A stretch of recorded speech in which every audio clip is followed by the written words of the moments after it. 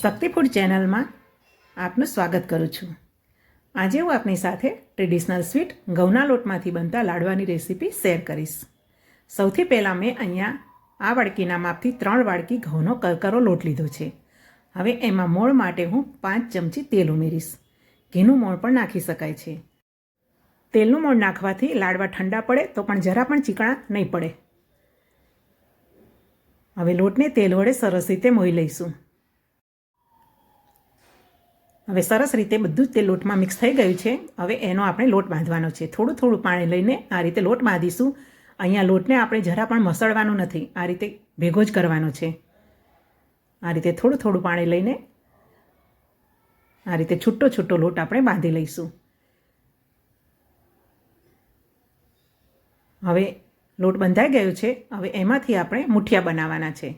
આ રીતે હથેળી વડે પ્રેસ આપીને એમાંથી મુઠિયા તૈયાર કરીશું।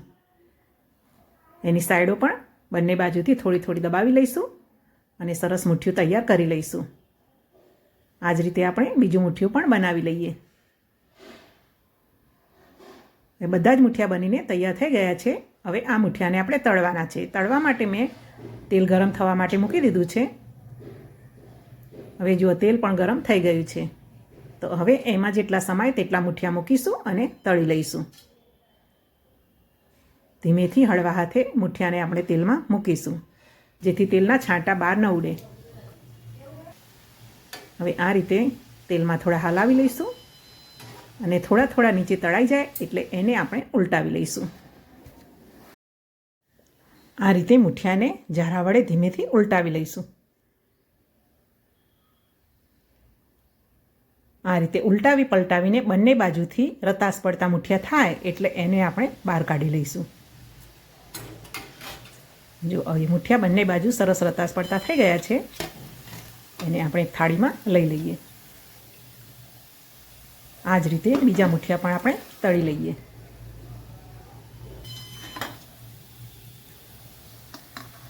જુઓ બધા જ મુઠિયા આપણા તળાઈને તૈયાર થઈ ગયા છે। હવે એને આપણે ઠંડા થવા દઈએ।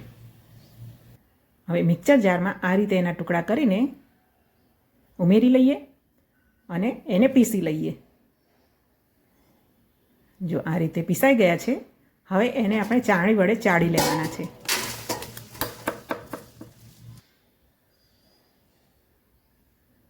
આ રીતે ચાળણી વડે ચાળી લઈશું।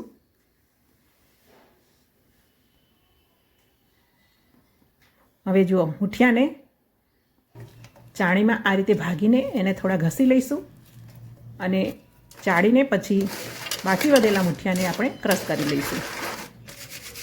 આ રીતે પણ આપણે મુઠિયાને ક્રશ કરી શકાય છે। હવે બધા જ મુઠિયાને ક્રશ કરીને મેં ચાળી લીધા છે। હવે જાયફળને પણ પીસીને રાખ્યું છે, તેમાંથી 5 ચમચી જેટલું ઉમેરી દઈશ। 5 ચમચી હું ઇલાયચી પાવડર ઉમેરીશ અને 12 થી 15 જેટલી સૂકી દ્રાક્ષ ઉમેરી લઈશું। અને જે વાડકીના માપથી આપણે લોટ લીધો છે તે જ વાડકીના માપથી 1.5 વાડકી દળેલી ખાંડ ઉમેરીશું। સરસ રીતે બધું મિક્સ કરી લઈશું। અહીંયા આપણે કાજુ, બદામ, અખરોટ, ડ્રાયફ્રૂટ આપણને પસંદ હોય તો તેની કતરણ કરીને પણ ઉમેરી શકાય છે।